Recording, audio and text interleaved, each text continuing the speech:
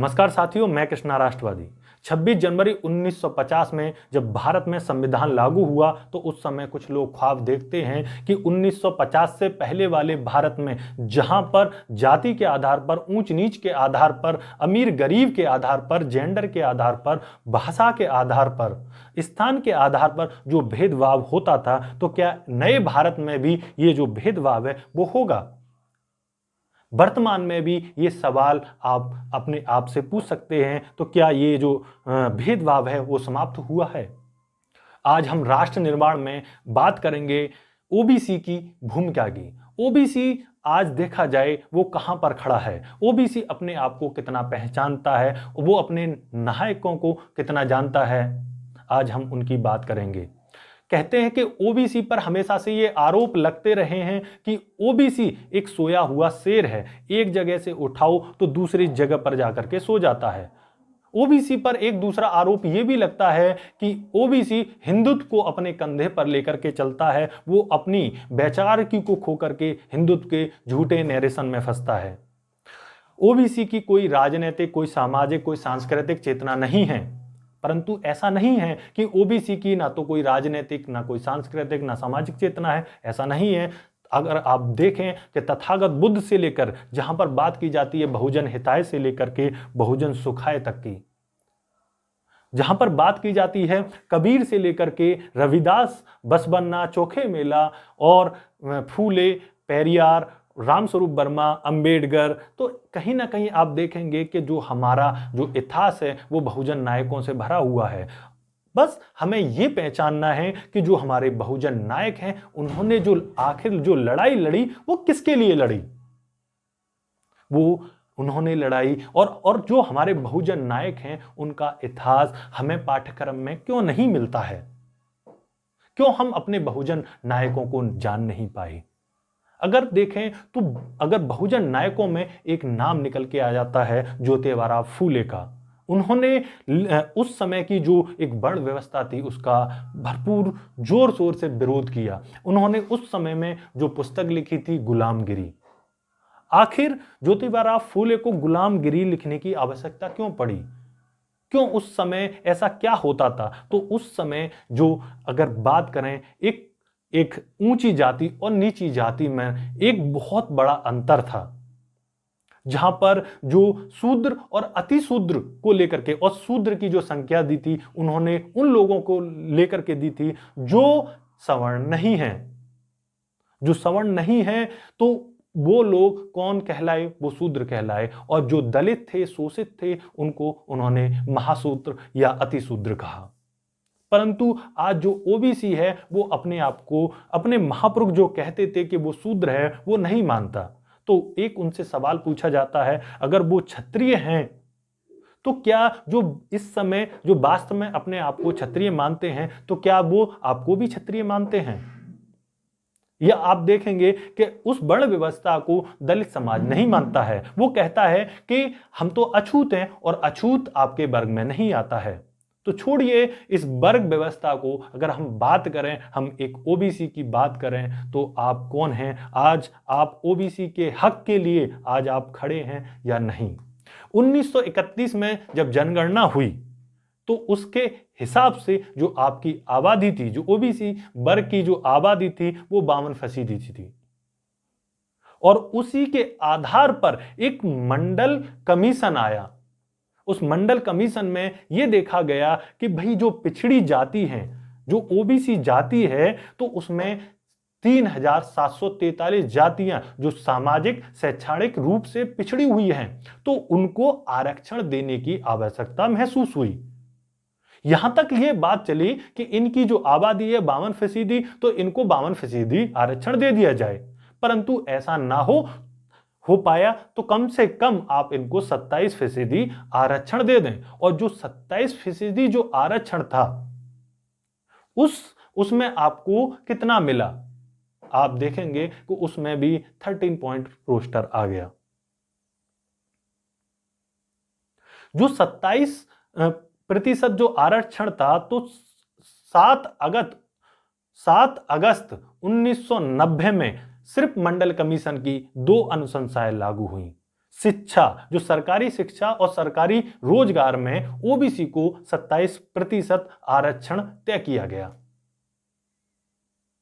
परंतु जो बाकी अनुशंसाएं जो बची मंडल कमीशन की, वो आज तक लागू नहीं हुई हैं, क्योंकि जो अनुशंसाएं लागू हुई थी या जो मंडल कमीशन बना था वो 1931 की जनगणना के हिसाब से बना था।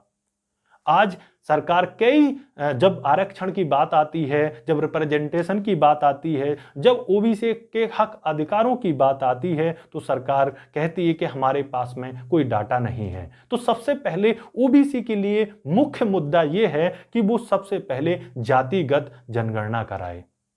जैसे बिहार में अभी हाल ही में 7 जनवरी से जातिगत जनगणना स्टार्ट हो गई है। जातिगत जनगणना से क्या होगा? लोग जातिगत जनगणना को जानना चाहते हैं, तो उससे क्या होगा? जातिगत जनगणना से एक डाटा निकल के आएगा कि कौन लोग सामाजिक और शैक्षणिक रूप से पिछड़े हुए लोग हैं और कौन लोग कितनी कितनी नौकरियों में हैं, कौन सी नौकरी में, किस परिवार में से कितनी नौकरी हैं। एक डाटा निकल के आएगा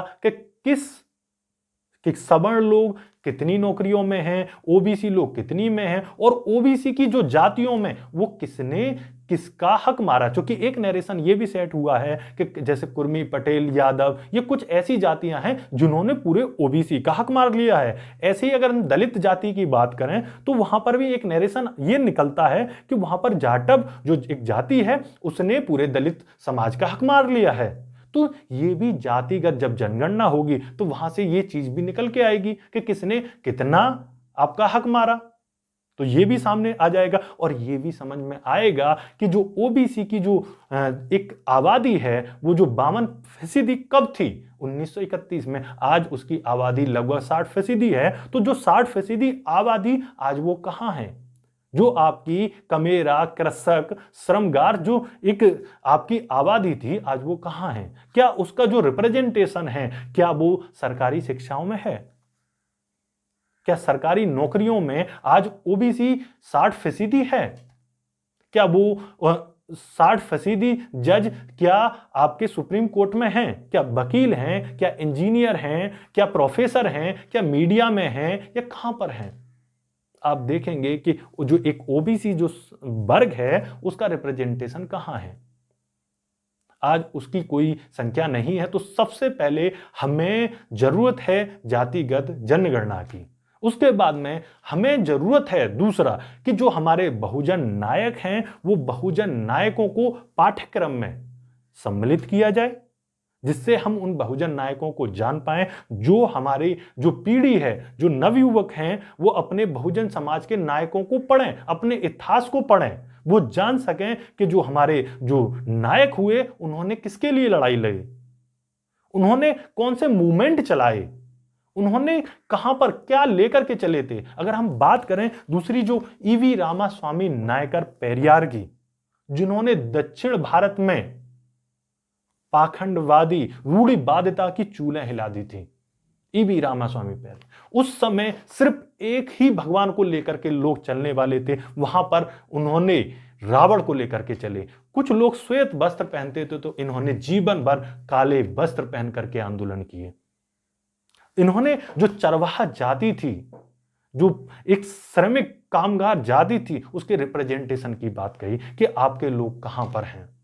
आज मात्र 3 से 5% लोग ही आपके जज, आपके वकील, आपके प्रोफेसर, आपके मीडिया में आप देखेंगे, वर्तमान में बॉलीवुड में, और आप देखेंगे यहां तक कि खेलों में भी। आप क्रिकेट की बात कर लें, वहां पर आप देख लेना कि आज किस जाति के लोगों का ही वर्चस्व है, आज ओबीसी की हिस्सेदारी कहां पर है। तो जगदेव बाबू कुशवाहा का वो नारा याद आता है कि 100 में 90 शोषित हैं, 100 में 90 शोषित हैं, शोषितों ने ललकारा है, धन धरती और राजपाट में 90 भाग हमारा है। तो क्या आप जानते हैं कि आपका जो 90 भाग है वो आज है? आज आपकी संख्या जो इन जगहों पर क्या आपकी जगह है? तो सवाल क्या ही उठते हैं ओबीसी को जानने की जरूरत है और ओबीसी को अपने बहु नायकों को, जो बहुजन नायक हैं, उनको पढ़ने की आवश्यकता है।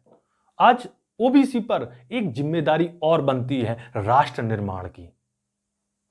ओबीसी पर जिम्मेदारी बनती है कि जहां पर एक धर्म के लोगों पर जब मुस्लिमों की मॉब लिंचिंग होती है तो वो उसका विरोध करें।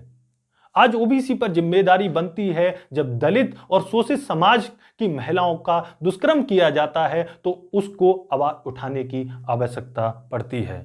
आज ओबीसी समाज को जरूरत है कि किस तरीके से अपने देश का, अपने राष्ट्र का निर्माण करे और अपने भागीदारी सुनिश्चित करे।